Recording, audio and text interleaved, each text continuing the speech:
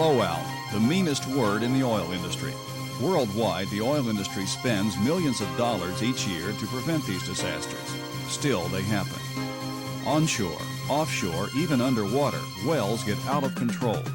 And when they do, the surest cure is quick, reasoned response by an experienced team of blowout specialists. This film documents the response of just such a team as they tackle and tame an underwater blowout in Lake Maracaibo, Venezuela. When the Venezuelan oil company Lagavin took control of a new concession in the south end of Lake Maracaibo, they inherited serious trouble. Only days before the concession changed hands, the previous operator lost control of a well during completion. Fire broke out. Parts of the platform and the rig were lost. Thankfully, there were no injuries to the crew. The platform and the rig slumped to the bottom in 85 feet of water. Fortunately, this end of the lake is lightly populated. There is only a small fishing village 5 miles from the blowout, and the people were taking matters in stride.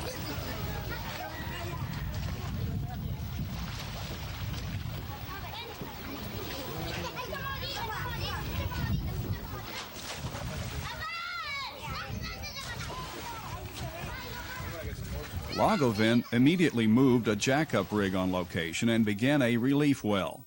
Drilling the 18,500-foot hole would take months. Consultants advised that 2 relief wells might be necessary.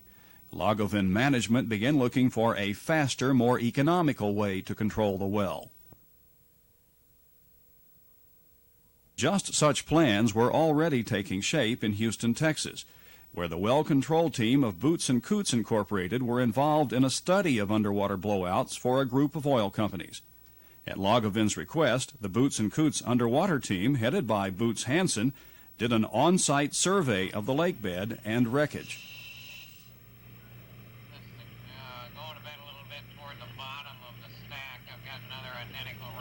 The underwater survey found the conductor string bent over 15 feet above the bottom.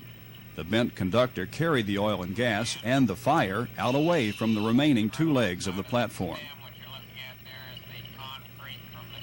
The underwater inspection gave Hansen vital clues about the sequence of events as the rig and platform collapsed. He was as sure as years of experience could make him that the drill pipe had dropped to the bottom of the hole, and there was no tension on the casing. If he was right, the casing could be safely cut. Hansen and his team worked out a 12-step plan. They would set a new platform over the well, cut away the bent casing, and stab a new wellhead assembly over the straight stub of the casing.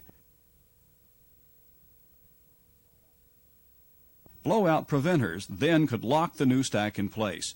A diverter and flare lines atop the stack would carry the oil and fire away from the new platform.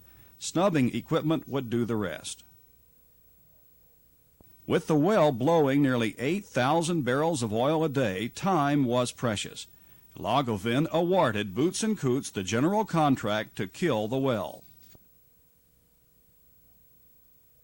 Back in Houston, Texas, Boots Coots immediately assigned team members to various aspects of the mobilization, and work began. To handle the work platform and other specialized equipment, a 600-ton derrick barge was selected. 14 days later, the barge was loaded.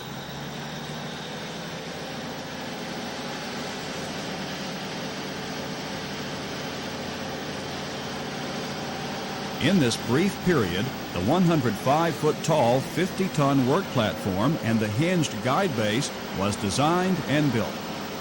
A blowout preventer assembly, 120 feet tall, was assembled and tested.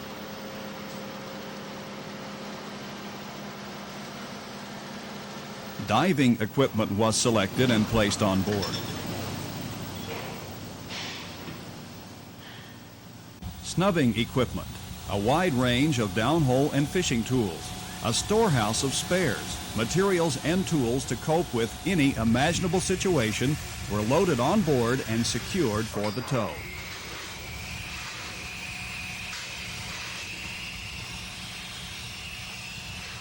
Two weeks from the day Lagavin gave the go-ahead, the barge and all the equipment left Morgan City, Louisiana.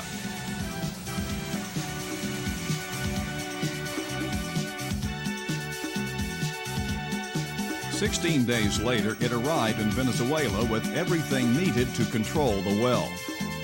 On location, the first job is to position the barge to take advantage of the prevailing winds. 8 16,000-pound anchors hold the derrick barge in place against the high winds that sweep the lake during this time of year. Streams of water from monitors on the barge shield men and equipment from the heat generated by the fire.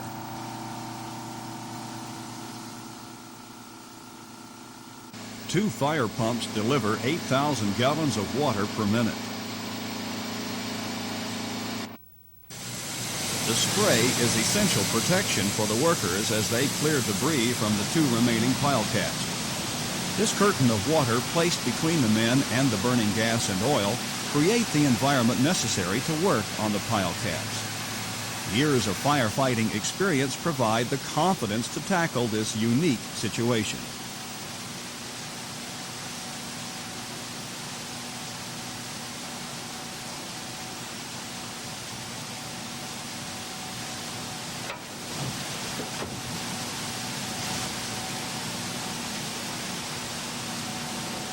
These pilings later helped position and anchor the new platform. The well-killing operations did not interfere with log-oven crews working with skimmers and booms to get the oil off the water. With the well flowing nearly 8,000 barrels of oil a day, this was a monumental task. The first task facing the divers is to remove the debris from the lake bed. This must be done before the work platform is set in place. Visibility underwater is limited to 2 or 3 feet, yet divers must identify the twisted pieces of steel and attach slings. Throughout the salvage operation, divers must take special care not to disturb the conductor pipe. The original BOP stack was a particular problem. It fell near the conductor, which then bent over the stack. The BOP stack has to be removed before the guide base can be placed. Pulling the stack from either direction would be risky. If the conductor broke at this stage, the job could be over. Divers using underwater burning torches cut the BOP in half, then remove one half from one side of the conductor and the remaining half from the other side.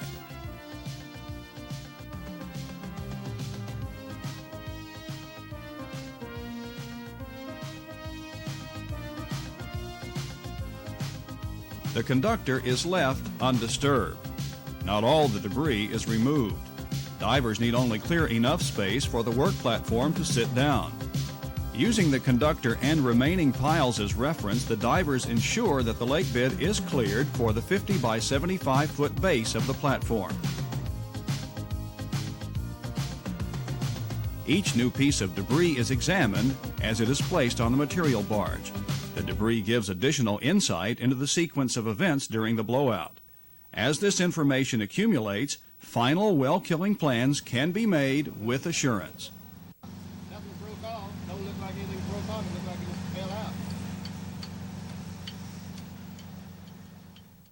Welders install the pile cap alignment brackets and make the necessary modifications to the work platform to adjust for uneven spots in the lake bottom.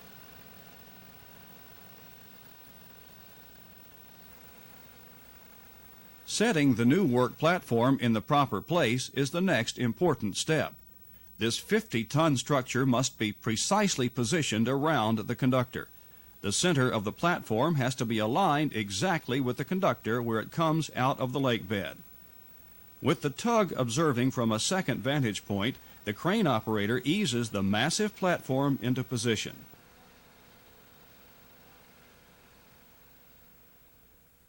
Using reference lines attached to known points on the platform, divers confirm the platform is on target. Pilings through the 4 legs of the jacket pin the structure to the lake bottom. The pilings then are welded to the jacket. Piling is also driven to support flare lines extending out 300 feet to each side of the work platform.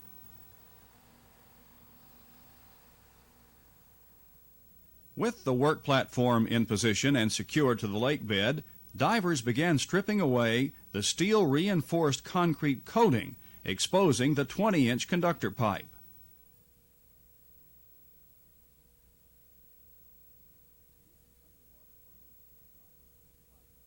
Using underwater burning gear, divers will cut the two outer conductor strings even with each other to support the top alignment plate of the guide base. The guide base is hinged to slip around the conductor. The alignment plate of the guide base sits on the 20-inch and 13 3/8-inch conductor strings. These strings will support the weight of the BOP stack when it is set into place. When the divers have the guide base secured in position, 4-inch guide pipes are connected by hammer unions at each corner of the guide base. A crown assembly connected to the tops of the guide pipes provide the attachment for an even 2-ton pull on each corner. The guide pipes are welded to heavy I-beam supports while under tension from the derrick. Then the pipes are trimmed and flared outward for easy installation of the spiders which center the new BOP stack.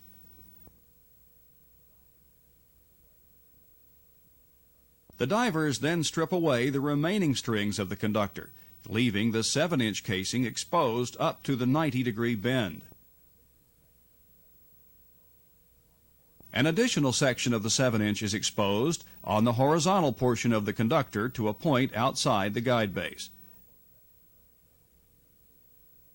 The elbow section of the 7-inch casing, which contains the high-pressure gas and oil, will be removed using outside casing cutters, especially made for this job. A diver using a pneumatic drill bores a small hole in the 7-inch casing below the elbow.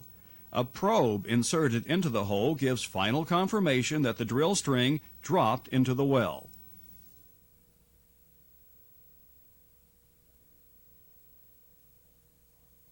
Seven-inch slip rams are installed at the bottom of the stack in preventers mounted upside down.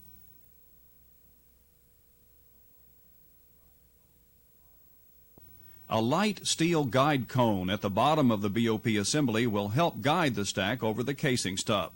The cone is designed to collapse when the heavy stack sits down on the guide base. In the early morning hours of the 20th day, the 120-foot-tall blowout preventer stack is prepared for positioning within the guide pipes. 76 tons poised in readiness to complete its mission. A second barge with 2 more fire pumps has been positioned between the work platform and the derrick barge. Pumps on the 2 barges can provide up to 16,000 gallons of water per minute. After 19 consecutive 24-hour days, the moment that everyone had been working toward was close at hand. With wind and weather conditions right, the commitment was made. The BOP stack will be positioned above the center line of the well. Spiders center the BOP stack in the guide frame. As the BOP assembly is lowered into a position just above the elbow, the spiders are engaged and bolted around the guide pipes to ensure that alignment is maintained when the bend in the casing is removed. 4-inch Schedule 80 pipe was selected instead of wire rope for the guide system. This provided added lateral support in the fierce turbulence after the casing is cut.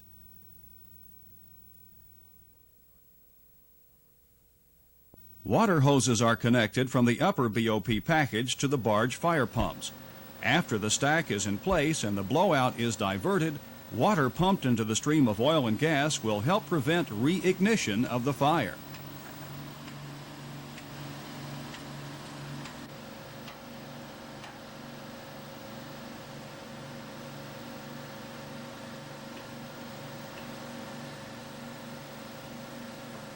The casing cutters are prepared to make the final cuts.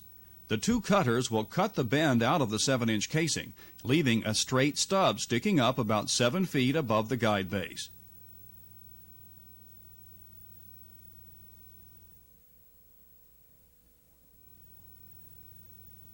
Gas and oil will flow directly up the center of the work platform, bringing the fire with it.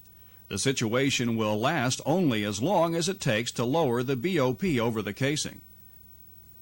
To confirm that the stack is in position before closing the rams, a remotely operated vehicle with a video camera is rigged to guide wires and stationed 75 feet away with a straight run through the platform to the guide base.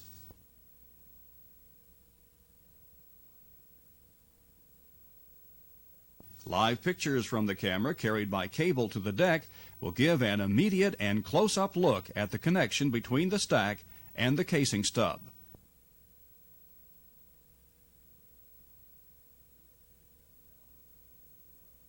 When the BOP sets down over the casing, the oil and gas will flow up through the open stack into the air.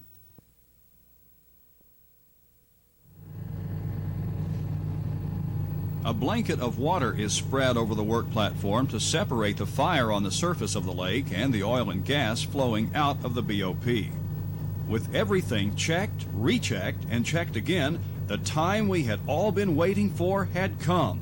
Let's do it.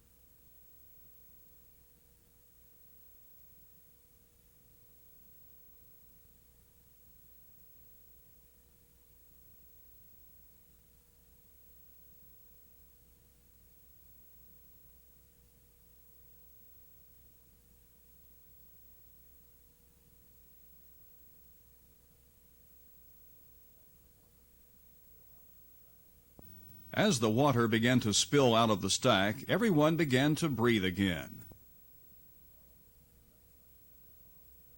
And when the oil began to gush like spindletop, everyone knew that all the long hours and hard work had been worthwhile.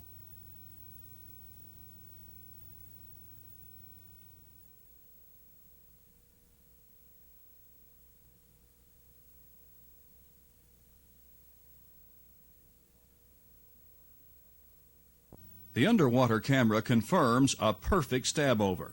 The slip rams and the pipe rams close, sealing the BOP assembly to the casing. A diver dons his helmet to go down to set the locking stems on the BOP. He finds the stack is centered perfectly with the guide base. Crews disconnect the water lines and install a choke manifold and the flare lines. The flare lines will divert the heat and noise from where the snubbing crew will be working. Seeing the 8,000 barrels of oil per day shooting 350 feet into the air gives some indication of the tremendous forces involved. In the evening of the 20th day, the well is placed on flare lines under control.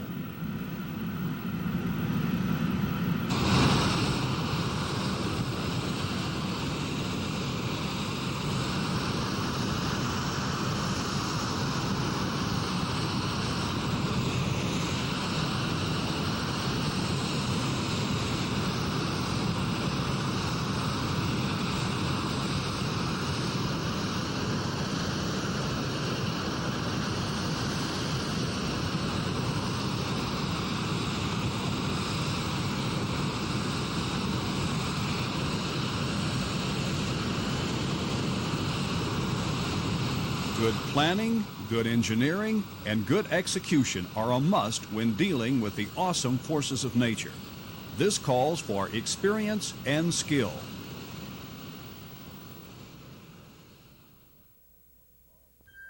Lagavulin management and everyone involved in the project are pleased and proud of the results. A potentially disastrous situation handled safely, quickly, and at a fraction of the cost of conventional methods.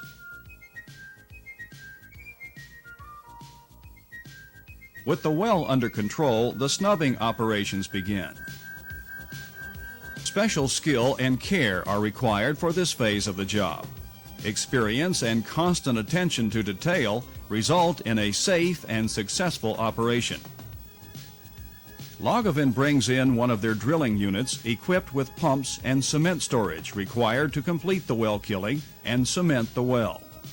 As the relief well is no longer required, it is redirected and will be completed as a replacement well. Plans for the backup relief well are canceled. Good planning, good engineering, and good execution are a must when dealing with natural disasters of this magnitude. Boots Coots has the skill and experience to get the job done. By combining proven technology with new ideas, by having the right people with the right experience, and by their willingness to take the responsibility for doing tough jobs safely and cost-effectively, Boots Coots has written a new chapter in subsea blowout control.